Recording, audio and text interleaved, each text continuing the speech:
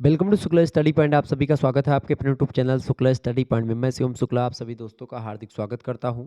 आज के वीडियो के माध्यम से हम लोग चर्चा करेंगे analytic ability and digital awareness के सिलेबस के अकॉर्डिंग चैप्टर नंबर 4 के बारे में और उससे बनने वाले बहुत ही महत्वपूर्ण ऑब्जेक्टिव टाइप के प्रश्नों के बारे में।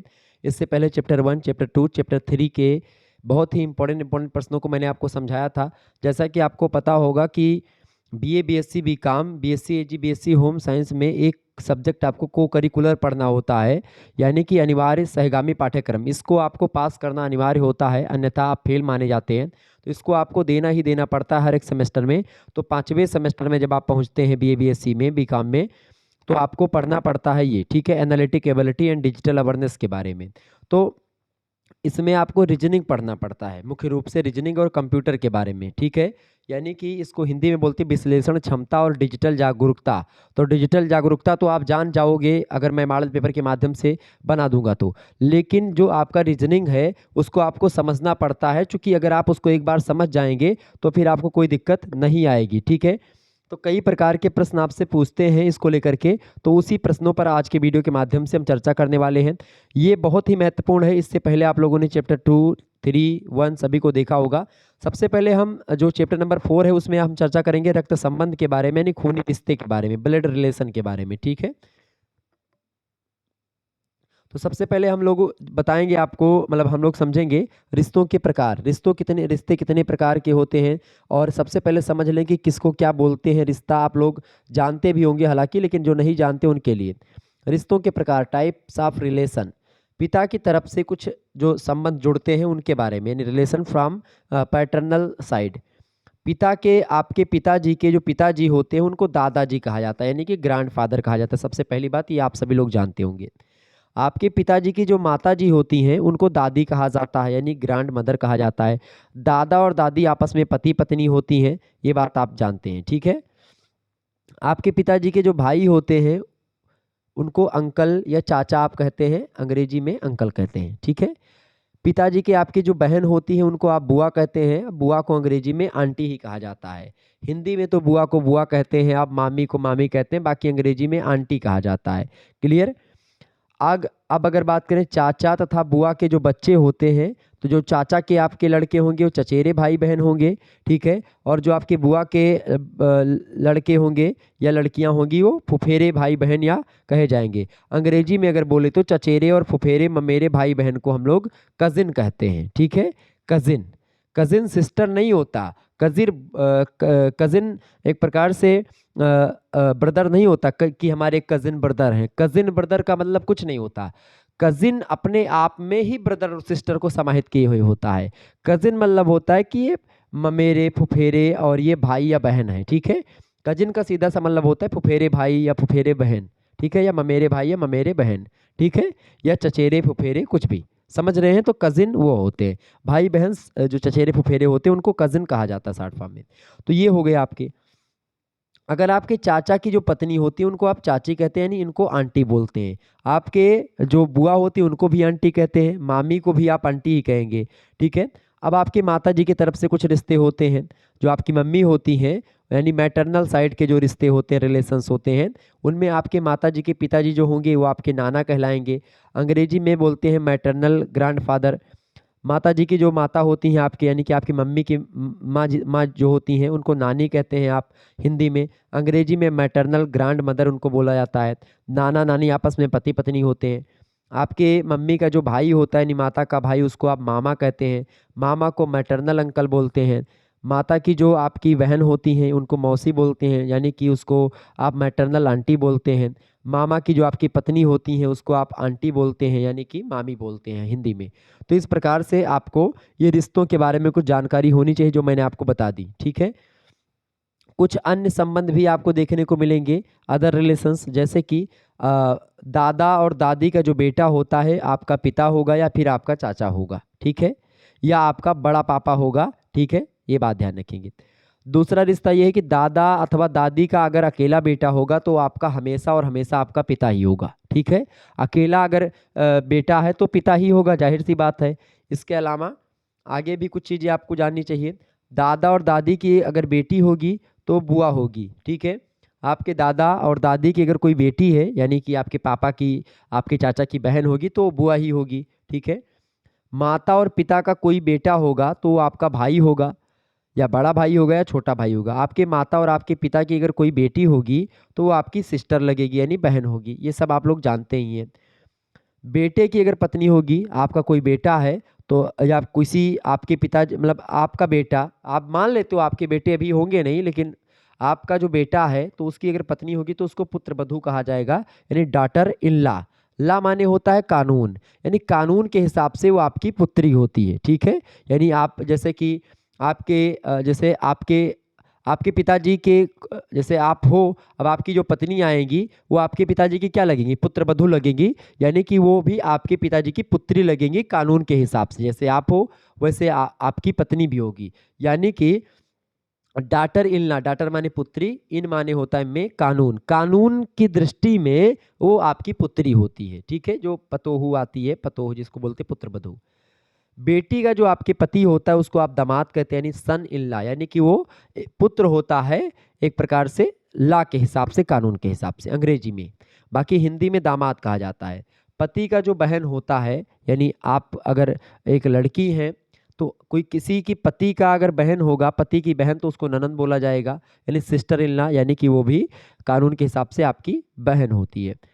पत्नी की बहन जो होती है उसको साली कहा जाता है, यानी आपकी पत्नी की अगर कोई बहन है तो वो साली है, ठीक है, यानी सिस्टर इन ला, यानी कानून के हिसाब से वो बहन लगती है। इसके अलावा पत्नी, अच्छा हिंदी में प्रचलन है कि भाई साली जो होती है आधी घरवाली होती है। अब ये इंडिया में केवल यहाँ तक सीमित है साली वगैरह वाला सिस्टम, लेकिन अगर अंग्रेजी वगैरह कल्चर में देखेंगे तो वहाँ पर वो सिस्टर इन ला, यानी कानून के हिसाब से वो बहन होती है, ठीक है।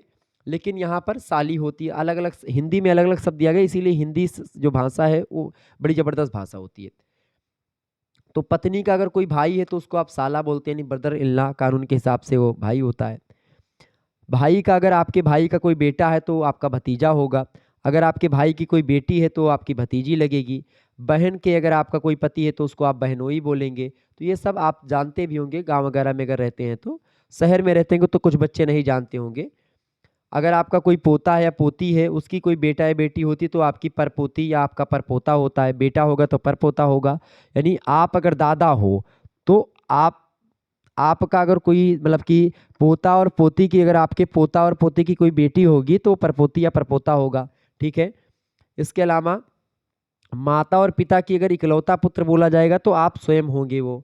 माता पिता की इकलौती पुत्र यानी आपकी, वो आप स्वयं होंगी, यानी पुत्री अगर हैं तो।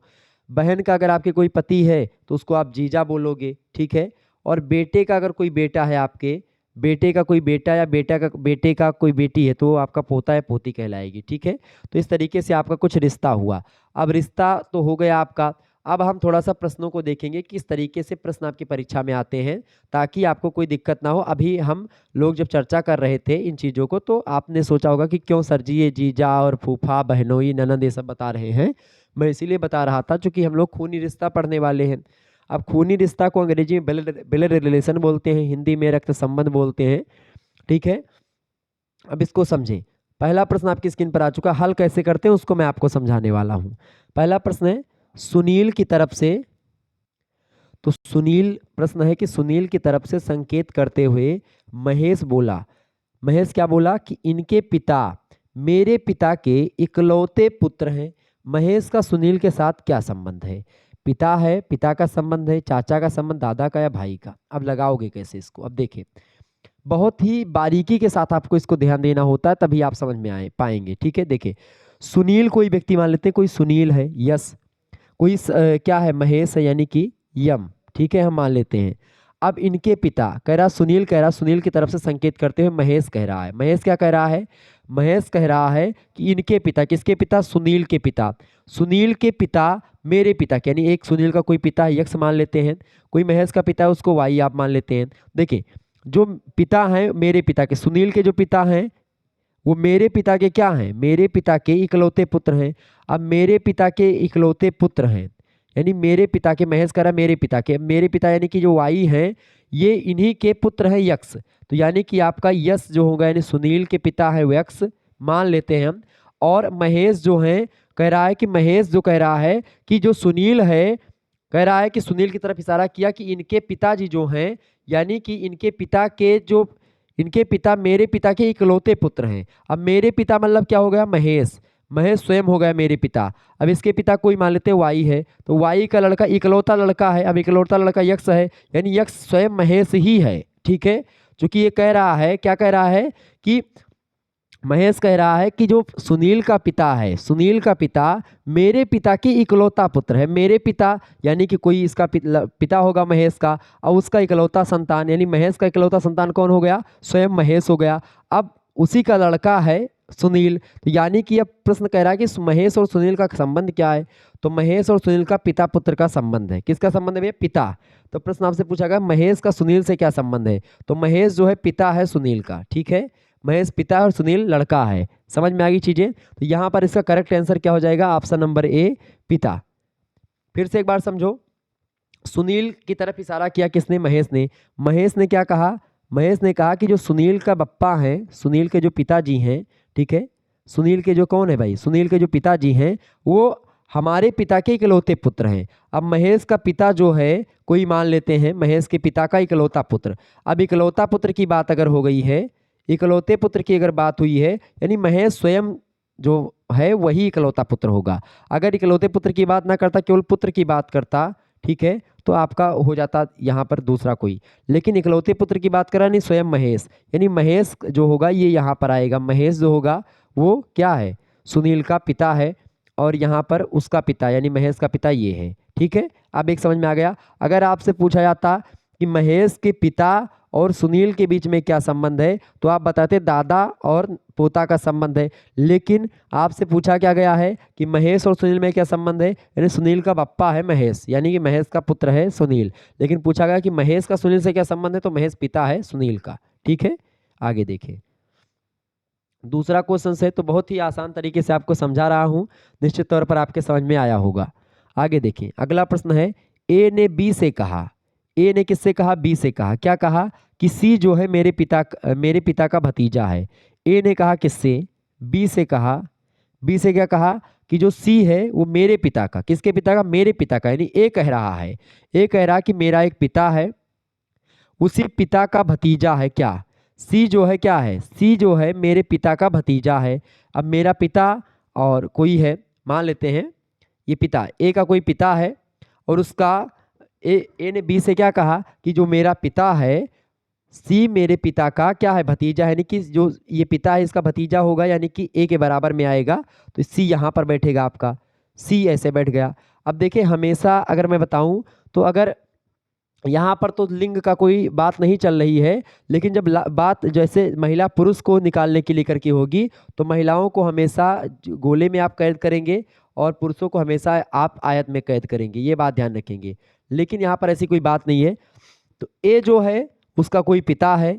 अब सी जो है कह रहा है कि सी जो है, ए कह रहा है कि सी जो है वो मेरे पिता का भतीजा है, मेरे पिता का भतीजा है, यानी कि मेरा आपका कोई भाई के टक्कर में होगा, चाहे मेरा फुफेरा कुछ भी होगा, लेकिन भाई ही होगा। और डी जो है मेरे चाचा की संतान है। डी किसकी संतान है भैया, मेरे चाचा की संतान है, यानी कि इसका कोई भाई है। ठीक है, इसके पिताजी का कोई भाई है होगा, उसकी संतान है, या भाई होगा या बहन होगी, कुछ भी होगा, तो उसी की संतान, मेरे चाचा की संतान यानी भाई होगा, यानी कि ये भाई है। तो चाचा की संतान क्या है, डी है। ठीक है, अब डी भी इसकी संतान है। अब देखें, किंतु सी का भाई नहीं है। अब सी का भाई नहीं है ये, यानी कि सीधी सी बात है ये बहन होगा।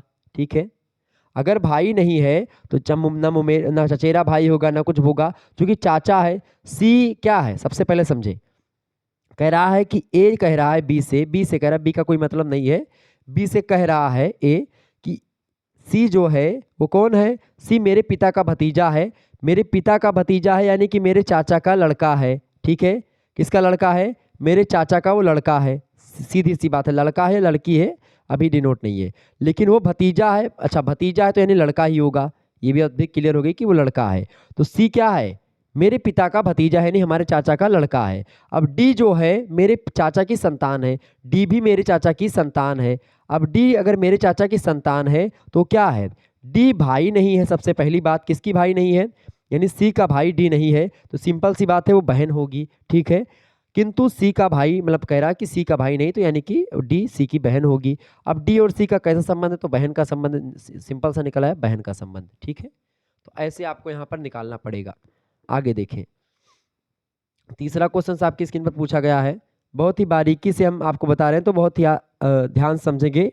एक दो बार वीडियो आप देख लीजिएगा, तो दो तीन बार अगर आप सुनेंगे तो आपको ध्यान हो जाएगा। अगर आप पहली बार पढ़ रहे हो इसीलिए आपको शायद एक बार में ना समझ में आए, तो आप एक बार पुनः वीडियो देख लीजिएगा अभी लाइव के बाद में।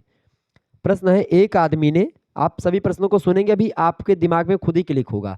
एक आदमी कोई है, उसने एक औरत से कहा, एक आदमी है मान लेते हैं, एक मैन, ठीक है, और एक वुमेन। तो वुमेन से कौन कह रहा है, मैन कह रहा है। मैन किससे कह रहा है, वुमेन से कह रहा है, ठीक है। क्या कह रहा है कि तुम्हारे भाई, यानी किसके भाई, वुमेन का भाई कोई है, वुमेन का भाई मतलब कि समकालीन इसके होगा ये भाई। तुम्हारे भाई की एकमात्र बहन, तुम्हारा कोई भाई है, उसकी एकमात्र बहन यानी कि स्वयं वुमेन ही क्या है, तुम्हारे भाई की एकमात्र बहन मेरी माँ है। अब मेरी माँ है, एकमात्र बहन है वो मेरी माँ है। अब तुम्हारे भाई यानी जिस महिला से एक कह रहा, एक आदमी जो है एक औरत से कह रहा कि तुम्हारा भाई है एक, यानी कि वो इसकी ये से कह रहा है कि तुम्हारा एक भाई है, यानी कि भाई मैंने लिख लिया। वो क्या है, उसकी इकलौती बहन है, यानी कि जो यहाँ पर वुमेन है, महिला जो है, जिस महिला से एक आदमी कह रहा है वो इकलौती बहन है और वही मेरी माँ है, ठीक है। यानी यम जो होगा ये इसकी मतलब कि उसकी माँ है, डब्लू जो है यम की माँ है। ऐसे यम का मतलब मैन, डब्लू का मतलब वुमेन, यानी जो आदमी कह रहा है जिस औरत से, वो माता पुत्र का संबंध उनमें है, क्योंकि इकलौती एकमात्र बहन है, एकमात्र बहन है, इसीलिए ये होगा। उस औरत का उस व्यक्ति के क्या संबंध है, तो आप बताएंगे माँ का संबंध है, ठीक है, ये बात ध्यान रखेंगे। बेटी का संबंध है, ठीक है। किसका संबंध है भैया, बेटा है ना उसका, बिल्कुल ठीक है। यही होगा, माँ बेटे का संबंध है। क्योंकि आपसे कह रहा है एकमात्र, देखें एक आदमी कोई है, एक आदमी यानी कि मैन है, वो कह रहा है एक औरत से कह रहा है कि तुम्हारा एक भाई है, ठीक है, भाई होगा ये, ठीक है। अब वो भाई है और उसी भाई की एकमात्र बहन है, यानी और कोई बहन नहीं है, एकमात्र बहन डब्लू है और एकमात्र बहन मेरी माँ है, ये कह रहा है कि मेरी माँ है, यानी कि ये यम है। तो यम की माँ कौन है, डब्लू है, और इसका ये भाई है, यानी कि ये मामा होगा। लेकिन आपसे पूछा गया कि उस औरत का उसकी नानी से क्या संबंध है, उस औरत का उसकी नानी से क्या संबंध है। एक मिनट, प्रश्न तो थोड़ा सा और मोड़ ले रहा है। देखें, प्रश्न कह रहा है कि एक आदमी ने एक औरत से कहा कि तुम्हारे भाई की जो एकमात्र बहन है वो मेरी माँ है। तो उस औरत का उस व्यक्ति से क्या संबंध है, उस औरत का उस व्यक्ति की नानी से क्या संबंध है। हाँ बिल्कुल, उस औरत की उस नानी से क्या संबंध है, आपसे ये देखें। अगर इससे पूछा जाता उस महिला का एक उस आदमी का और उस औरत का क्या संबंध है, तो माता और पुत्र का संबंध होता। लेकिन इसकी नानी यानी इस औरत की नानी कौन होगी, यानी कि इसकी माँ होगी, यानी यहाँ पर नानी हो गई, नानी यहाँ पर आएंगी। तो नानी से क्या संबंध है भैया, किसका, उस औरत का उस व्यक्ति की नानी से क्या, तो इस व्यक्ति की नानी ये होगी, उस व्यक्ति की जो औरत होगी वो उसकी माँ होगी, यानी कि नानी की माँ जो होती है, नानी की जो पुत्री होती है वही माँ होती है हमारी। तो ये आपकी जो डब्लू है वो बेटी है किसकी, नानी की, उसकी। तो यानी कि बेटी का संबंध होगा यहाँ पर, आपका डी करेक्ट आंसर होगा। समझ में आ रहा है चीज़ों को। देखिए कई प्रश्न आपसे पूछा गया, यहाँ पर पूछा क्या गया उस पर फोकस करें आप। नानी के क्या संबंध है, कोई एक आदमी था, एक आदमी मान लेते हैं, हमने लिखा आदमी, ठीक है, आदमी। अब आदमी, तो सीधे आपके समझ में आ रहा है कि भाई कोई एक आदमी है, उस वो एक औरत की तरफ से कह रहा है कि एक औरत है, उस औरत को क्या कह रहा है कि तुम्हारा एक भाई है, बिल्कुल ठीक है, भाई है, और उसकी एक मात्र बहन है, एकमात्र बहन मेरी माँ है। उस भाई का मतलब उस जो जो आपका भाई है उसकी एकमात्र बहन है, एकमात्र बहन यानी वो स्वयं औरत, ठीक है, वो मेरी माँ है, यानी कि उस आदमी की वो माँ हो गई, आदमी की माँ है, यानी ये औरत की माँ हो गई, ठीक है, बहन मेरी माँ है। अब इसी आदमी की जो नानी होगी, उसी पूछ रहा कि उस औरत का उस व्यक्ति की, उस व्यक्ति यानी एक आदमी का, तो उस व्यक्ति की नानी के किसका क्या संबंध है, तो नानी जो होगी और जो औरत होगी, चूंकि औरत उस व्यक्ति की माँ है, तो उसकी नानी जो होगी उस औरत के बीच का जो संबंध होगा, माँ और बेटी का संबंध होगा, तो यानी कि वो बेटी है उसकी नानी की। ठीक है, option number D correct answer होगा। आगे देखेंगे, चौथा क्वेश्चन आपकी स्क्रीन पर आ चुका है। यदि बी की माता ए की माता की पुत्री है तो बताइए ए बी में से क्या संबंध है, बताएं। बड़ा जबरदस्त प्रश्न है और ऐसे ही प्रश्न आपकी परीक्षा में आते हैं और बहुत ही आसान तरीके से आप उसको कर पाएं तो बड़ा अच्छा लगता है। ठीक है, देखें बी की माता, देखें बी की माता जो है, बी की कोई माता है, मान लेते बी। ठीक है, बी की माता यानी कि कोई हो सकता है बी की माता। ठीक है, ऐसे हमेशा ध्यान रखें, आप पीढ़ी को बनाएं, माता हो तो ऊपर बना दें और पुत्र हो मतलब कि तो पीढ़ी नीचे हो तो नीचे आप बना सकते हैं। तो बी की कोई माता है, बी की माता ए की माता की पुत्री है तो कोई ए है। ठीक है, ए की कोई माता है। ठीक है, ए की कोई माता है तो ए की माता की पुत्री है कौन, बी की माता। तो ए की माता की पुत्री है बी की माता, यानी बी की माता जो है, बी की माता कौन है, ए की माता की पुत्री है, ए की माता की पुत्री, यानी ए यहाँ पर होगा तो ए की कोई माता होगी, उसी की पुत्री है ये। ठीक है, तो ए की माता की पुत्री है बी। अब यहाँ पर देखें, यहाँ पर एक चीज आ गई, यानी 3 पीढ़ी की बात हो गई।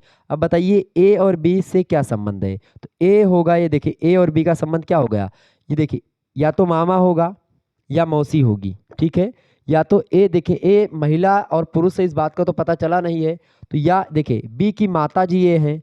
ठीक है, माता हैं। अब माता के या तो ये ए जो होगा भाई होगा, एक ही समकालीन में है, या भाई होगा और या बहन होगी। अगर भाई होगा तो मामा हो जाएगा बी का ए, लेकिन अगर बहन होगी तो मौसी हो जाएगी, यानी इसका करेक्ट आंसर क्या हो जाएगा, बी ऑप्शन मामा या मौसी करेक्ट आंसर आपका दिया गया है। ए और बी का संबंध क्या है, मामा या मौसी का।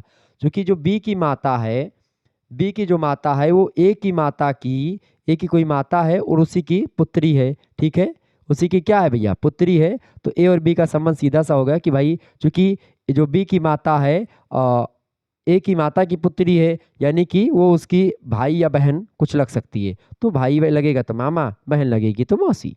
ठीक है, ऑप्शन नंबर बी। आगे देखिए, पांचवा क्वेश्चन आपकी स्क्रीन पर आ चुका है।